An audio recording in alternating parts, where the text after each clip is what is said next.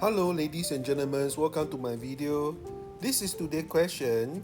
It's actually quite easy. First step is to factor the denominators and apply a smart way of partial fractions. Then we can get the answer using a smart way of substitution, which is by changing the x to something else.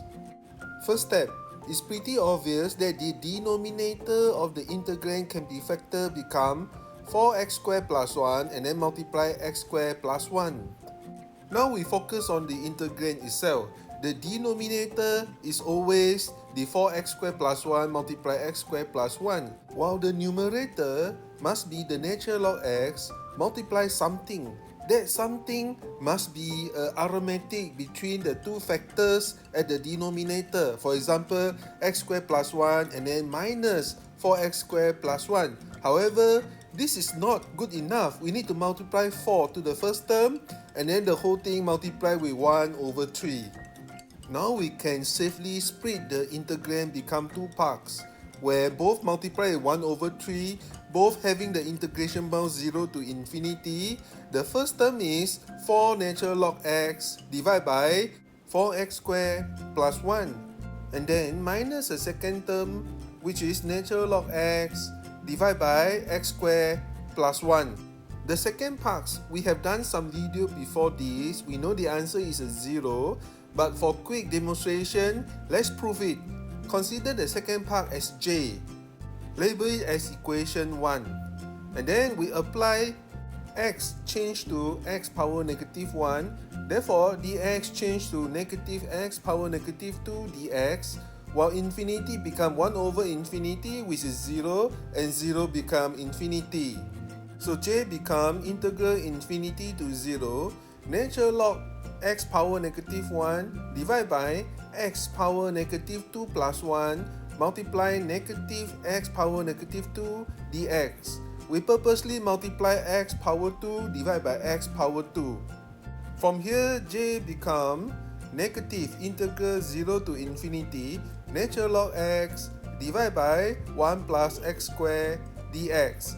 Label it as equation 2. Then we apply equation 1 plus equation 2. That gives us 2j equals to 0, which means j must be equals to 0.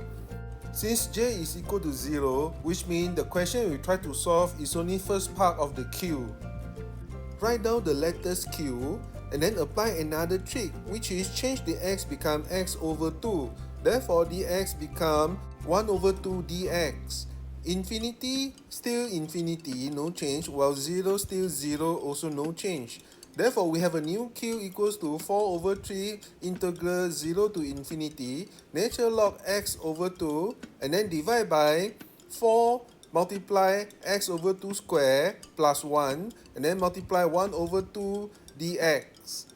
Again, we can split become two terms, both multiply with the constant 2 over 3, both having the integration bound 0 to infinity, both having denominator which is x squared plus 1, but the first term having the numerator natural log x, while for the second term the numerator is a negative natural log 2, which is a constant number. Obviously, the first term is the j that we just solved it, which is equal to 0. So therefore, the answer is depending to the second terms, which is equals to a constant negative 2 multiply natural log 2 over 3 and then integral 0 to infinity 1 divided by x squared plus 1 dx. This is a pretty standard integration. We have the constant in front, multiply inverse tangent infinity and then minus inverse tangent 0. We know that inverse tangent infinity is pi over 2 and inverse tangent 0 is equal to 0. So here we are, the conclusion of this video. The final answer of this question is negative pi multiply natural log 2 over 3. Thank you for watching this video until the end. Please continue support my channel, subscribe, give a like and share my video with others. See you soon for another video. Bye bye.